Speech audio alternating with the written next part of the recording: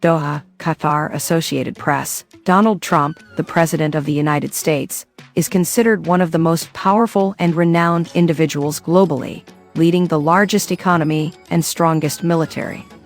However, during his recent visit to the Middle East, he appeared somewhat envious of his Arab hosts. He admired the marble in the Qatari palace, describing it as perfect and very hard to buy. He also praised the gleaming marvels of Saudi Arabia's skyline and expressed dissatisfaction with Air Force One, calling it much smaller and much less impressive compared to the brand-new Boeing 747s owned by Gulf states. Trump mentioned that he was stuck using a nearly 40-year-old version. The president is so eager for a replacement aircraft that he is considering accepting a donated model from Qatar, despite concerns regarding security, retrofitting costs, and potential violations of the U.S. Constitution's prohibition on foreign gifts. He did not present any national security reasons for an immediate upgrade, instead of waiting for Boeing to complete new Air Force One jets that have been in development for years. This situation resembles keeping up with the Joneses, but in this case, the Joneses are oil-rich leaders of Middle Eastern autocracies. As a former real estate developer with extravagant tastes, Trump's trip offered a tantalizing glimpse into the lives of his more opulent counterparts.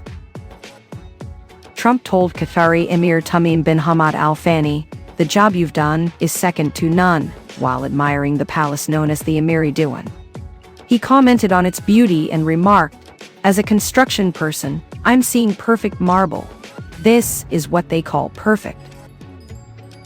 Other lavish elements marked the trip, concluding with a visit to the United Arab Emirates.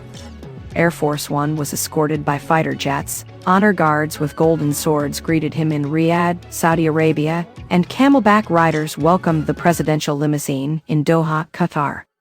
Trump expressed his appreciation for the camels to Al Thani, saying he hadn't seen camels like that in a long time, and described it as an impressive greeting. At a state dinner in Qatar, Trump continued to praise the country, noting that there wasn't a tree out of place in the landscaping.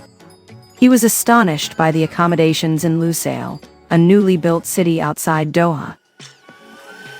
"This is not your normal house, this is a palace," he remarked after signing the guest book. No mention was made of the migrant workers who rapidly developed Qatar's infrastructure for the World Cup tournament 3 years ago, or Qatar's lack of political freedom that enables such elaborate central planning.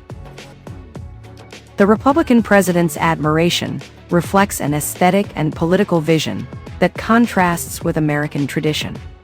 Following independence from British monarchy, the Founding Fathers aimed to avoid anything resembling royalty. Even as the United States emerged as a global superpower, its leaders emphasized humility. However, this has never been Trump's style.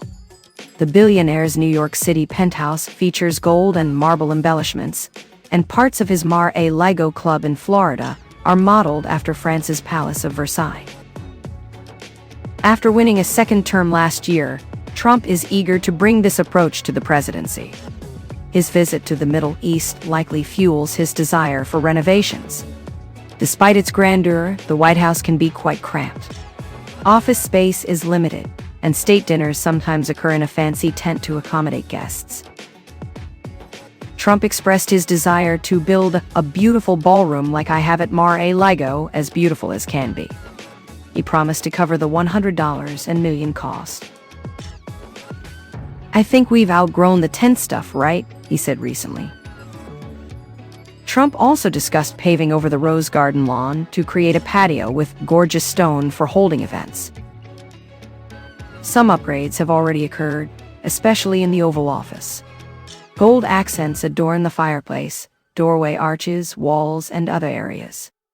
The walls are increasingly filled with portraits of past presidents. A model of a new Air Force One, featuring a paint scheme reminiscent of his personal jet, sits on a table in the room's center. A prized addition is a copy of the Declaration of Independence, concealed behind a curtain to protect it from sunlight. Trump sometimes dramatically unveils it for guests. You see the new and improved Oval Office as it becomes more and more beautiful, Trump told Canadian Prime Minister Mark Carney during a recent visit. He mentioned that it has been renovated with great love and 24-karat gold. That always helps too.